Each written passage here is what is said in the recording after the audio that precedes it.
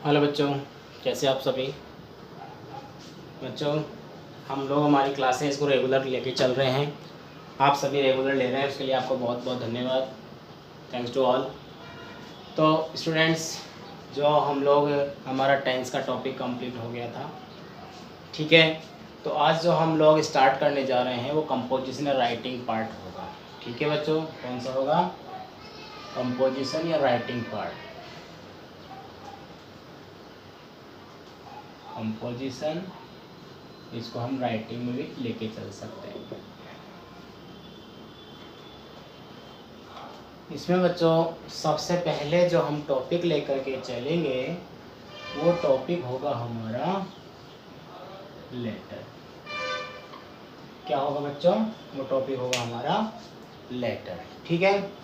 Letter आप लोगों को पता है बच्चों, स्पेशली हम जब बात करते हैं कोई क्लास की, तो लेटर जो होता है वो हम दो तरह से इसको पढ़ते हैं। क्या करते हैं बच्चों? दो तरह से पढ़ते हैं। एक तो पढ़ते हैं बच्चों इसको फॉर्मल, और एक पढ़ते हैं इसको इनफॉर्मल।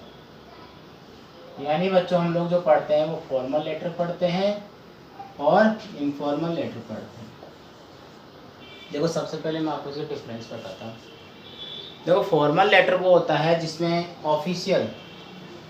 ऑफिशियल लेटर को हम लोग फॉर्मल लेटर बोल सकते हैं। जितने भी बिजनेस का हो, चाहे ऑफिशियल कोई भी कंप्लेंट का हो, कैसा भी हो। इनफॉर्मल लेटर वो होता है जिसे हम सीधे अपने रिलेटिव्स को लिख करके भेजते हैं। समझ गए होंगे सभी। तो मैं आपको ये बताना चाहता हूँ कि जो लेटर जो पार्ट है अपना, इसमें हम लोग पहले इनके पैटर्न को जानेंगे दोनों के। ठीक है, दोनों के पैटर्न पहले आ जाएंगे, और उसके बाद हम लोग जो इसमें जानेंगे, इसमें one by one topic by topic एक एक लेटर को हम लोग जानते चलेंगे। ठीक है, कोई प्रॉब्लम नहीं है ना किसी को, बहुत अच्छे से हम इनको पढ़ेंगे। तो देखिए बच्चों, हम लोग मैं जो स्टार्ट कर रहा हूँ उसमें सबसे पहले मैं आपको यहाँ बताऊँगा इनफॉर्मल लेटर। ठीक है,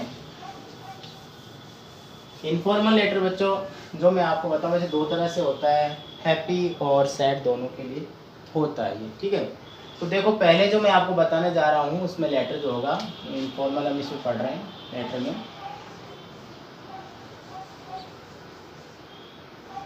इनफॉर्मल लेटर, इनफॉर्मल लेटर देखो बच्चों, कोई भी इनफॉर्मल लेटर जब हम बनाते हैं, देखो फॉर्मल में तो एड्रेस वगैरह वैसे लिखना पड़ता है, हमें ऐसा ज़्यादा कुछ नहीं करना पड़ता। जो इनफॉर्मल लेटर अपना होता है बच्चों, तो देखिए उसका मैं पैटर्न आपको बता रहा हूँ। सबसे पहले मैं आपको इसको फॉर्मेट बताऊँगा, यानी कहे तो इसका पैटर्न बताऊँगा। पैटर्न बच्चों जो फॉर्मेट होता है इसका, वो फॉर्मेट हम लोग जानेंगे। ठीक है ना, फॉर्मेट के माध्यम से या फॉर्मेट के द्वारा ही हमें पता चल जाएगा कि लेटर में हमें लिखना क्या होता है। देखो कैसा भी हो, चाहे वो अपने रिश्तेदारों को किसी चीज़ के बारे में बताना हो, कोई दुख की बात बताना हो या किसी सुख की बात बताना हो, उस हिसाब से हम लोग क्या करेंगे, इसको देखेंगे। अच्छा, आपको बिल्कुल सही नज़र आ रहा है? देख कहीं किसी को प्रॉब्लम? ठीक है बच्चों, देखो देखो क्या करते हैं हम लोग, किसी रिलेटिव अपने अंकल को, अपने फादर को, या स्कूल के द्वारा घर पे, या अपने फ्रेंड को जब भी कोई लेटर लिखते हैं, तो देखो उसको कैसे लिखते हैं। मैं आपको फॉर्मेट बताऊंगा, फॉर्मेट से हम बनाना सीख जाएंगे। ठीक है, तो देखिए सबसे पहले हम क्या करेंगे, यहाँ पर कुछ एड्रेस लिखेंगे। देखो बिना क्वेश्चन के फॉर्मेट कैसे ही बना सकते हैं आप समझना क्या। देखिए जैसे मैंने लिखा यहाँ पर 21 राजा पार्क जयपुर। अब आप कहोगे ये बच्चों ये एड्रेस किसका है किसका नहीं है। देखो जब कोई लेटर भेजते हैं तो जिसको देना होता है उसका एड्रेस बाहर होता है, तो एक तरह से लिखने वाले का ही एड्रेस होता है। उसके बाद हम डेट डालते थे, आज हो गया 17 सितंबर 2000। वैसे ज़रूरत नहीं कि आप इसमें डेट मेंशन करो या नहीं करो, इसकी ज़रूरत नहीं है आपको। ठीक है ना, जैसे हम सीधा सीधा क्या करते हैं, अपने लिखा कि 17 मतलब 21 राजा पार्क जयपुर, और उसके बाद हमने सीधा सीधा उसमें मेंशन कर दिया।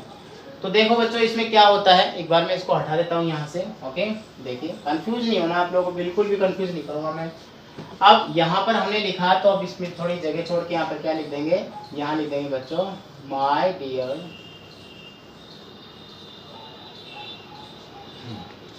My dear. अब आप सोच रहे होंगे सर इसमें जो हम फॉर्मल लेटर कभी पढ़ा करते थे, फॉर्मल लेटर के अंदर हम लोग जब पढ़ते थे तो उसमें क्या होता था कि जो हम एड्रेस यहाँ पर सब्जेक्ट वगैरह भी लिखा करते थे, ऐसा आप मान रहे ना। तो देखो बच्चों मैं आपको एक बात बताता हूँ, यहाँ पर जैसे हम कोई भी, देखिए मैं आपको कंडीशन बताता हूँ पहले आप, ठीक है। इनफॉर्मल लेटर जो लिखा जाता है अपने रिलेटिव्स को लिखते हैं। सबसे पहले आपको ये बात ध्यान रखनी पड़ेगी, रिलेटिव्स को लिखा जाता है या फिर कोई भी जैसे किसी ब्रांच से भी जुड़े हुए होते हैं तो उसके बारे में, मेंबर के बारे में बताता है तो वो भी रिलेटिव के बारे में बराबर होता है। तो जैसे मैंने कहा कि यहाँ पर डेट तो डेट मेंशन हम कर सकते हैं, कोई प्रॉब्लम नहीं है। जैसे मैंने लिखा सितंबर 2020। उसके बाद उसमें हम लोग क्या करते हैं, फॉर्मल में तो हम लोग लिखते थे सब्जेक्ट लिखते थे, लेकिन यहाँ पर सब्जेक्ट की ज़रूरत नहीं है, हम सीधा लिख देंगे क्या, जैसे कि मैंने अभी बताया था my dear dash dash dash uncle father brother Ram Shyam Mohan Sita Gita, किसी का भी नाम यहाँ पर मेंशन कर सकते हैं। क्लियर है। देखिए अब यहाँ पर जो मैं फॉर्मेट बता रहा हूँ, सपोज दैट कि तुम हॉस्टल में रहते हो, सुनना ध्यान से।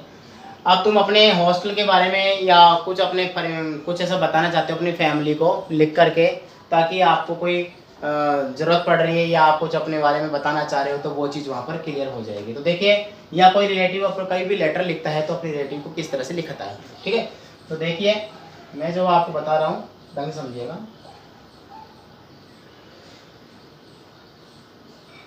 आई चलिए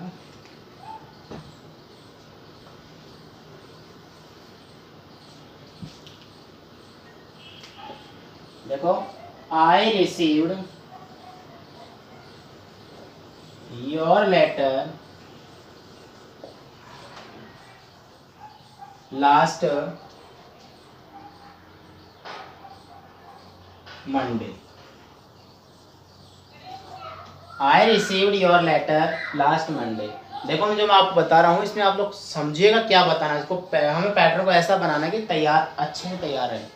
जैसे किसी रिलेटिव का लेटर मिला हमें या अपने फैमिली में लेटर मिला किसी का, कोई बच्चा हॉस्टल में रहता है या कहीं और रहता है तो वो उसको रिप्लाई कैसे करेंगे, ठीक है ना। तो वो लड़का रिप्लाई कर रहा है तो क्या बोल रहा है, I received your letter last Monday, कि पिछले सोमवार को आपका पत्र मिला। I read it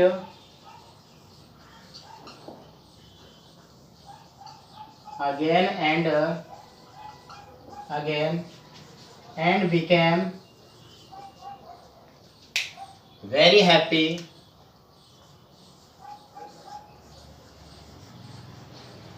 happy to know that you and family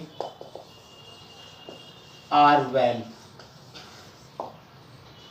तो क्या बोल रहे हैं यहाँ पर, आई रीड इट, मैंने इसे पढ़ा again and again, bar bar, and became very happy, और बहुत खुश हुआ, टू नो ये जानकर, दैट की you and family are well. कोई प्रॉब्लम, बहुत अच्छी लाइन लगी ना, और इजी में भी कोई ज़्यादा हार्ड नहीं है। Are well, I am quite well here, I am quite well here, मैं यहाँ पर बहुत अच्छा हूँ।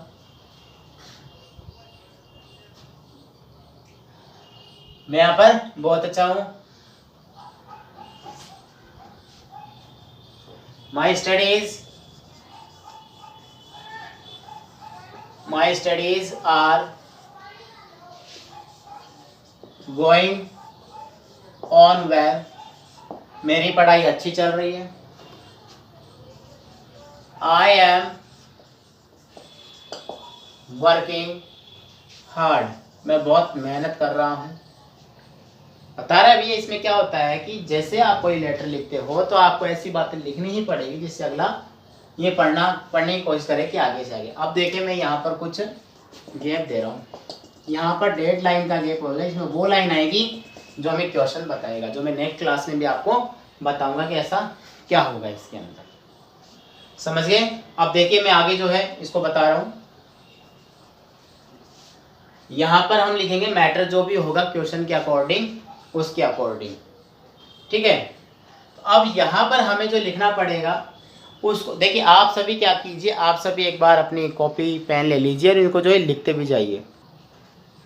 देखिए ज़्यादा लंबा चौड़ा मैटर नहीं है, बहुत शॉर्टकट में मैं आपको बता रहा हूँ।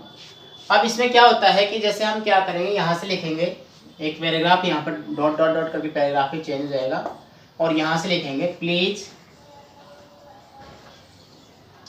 Convey CONVEY my best regards to parents and love to Sonu Monu, love to Sonu Monu. तो देखिए आप सोच रहे होंगे सर इतना इजी भी होता है क्या?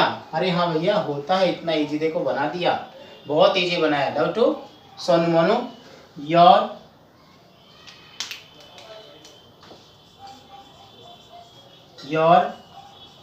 लविंग, आपका प्यारा, और यहाँ पर हम लिख देंगे Ram, loving brother, loving son, loving sister, समझ गए ना? देखिए फिर से मैं आपको एक बार समझा देता हूँ इसको। हम राइटिंग पार्ट में पढ़ रहे हैं लेटर में हम लोग फॉर्मल इनफॉर्मल में से पढ़ रहे हैं इनफॉर्मल लेटर, और मैं आपको जो है फॉर्मल का भी ऐसे पैटर्न बताऊंगा, फिर सबके टॉपिक बाय टॉपिक आपको एक एक क्वेश्चंस इसमें कवर कराता रहूँगा, तो आपका लेटर का बिल्कुल भी टॉपिक खराब नहीं होगा, ठीक है, मतलब गलत नहीं होगा। क्वेश्चन में जैसा भी आ जाए कि imagine that you are Ram living at 21 Raja Park Jaipur, ठीक है। Write letter to your parents, telling about your daily routine in the hostel, ठीक है ना। तो ऐसा कुछ आ गया तो आप इसमें बताएंगे डेली रूटीन कैसा होगा, क्वेश्चन के अकॉर्डिंग क्वेश्चन लिखेंगे, उसके अकॉर्डिंग करेंगे काम। तो आपको क्या करना है, सबसे पहले इसको समझना पड़ेगा कि ये लेटर में है क्या, लिखना कैसे होता है। तो देखिए ये होती है कुछ आउटलाइन जो फिक्स होती है, हमें लिखनी ही पड़ती है, चेंज होता है तो थोड़ा बहुत क्वेश्चन के अकॉर्डिंग। देखिए 21 राजा पार्क जयपुर ये लिख दिया, इमेजिन दैट यू आर, ठीक है ना। लिखने की तारीख 17 सितंबर 2020, माय डियर, यहाँ पर मैंने लिखाने की फॉर्मेट है, my dear father brother sister uncle, कुछ भी आ जाएगा। I received your letter last Monday, पिछले सोमवार को आपका पत्र मिला। I read it again and again, मैंने इसे बार बार पढ़ा। And became very happy to know that you and family are well, और ये जानकर खुश हुआ कि आप और परिवार यानी कि आप सभी खुश हैं। I am quite well here, मैं भी यहाँ पर खुश हूँ। My studies are going on well, मेरी पढ़ाई अच्छी चल रही है। आई एम वर्किंग हार्ड, मैं बहुत मेहनत कर रहा हूँ।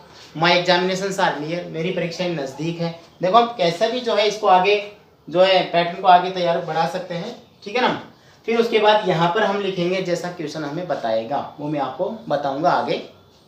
उसके बाद please convey my best regards to parents, मेरे माता पिता को सम्मान देना, प्लीज कन्वे होता है ना सूचित करना, मेरी तरफ से अच्छा सम्मान। And love to Sonu Monu, छोटे बच्चों के लिए कोई भी नाम हो सकता है। योर लविंग, तुम्हारा प्यारा, और यहाँ पर नाम आ जाएगा।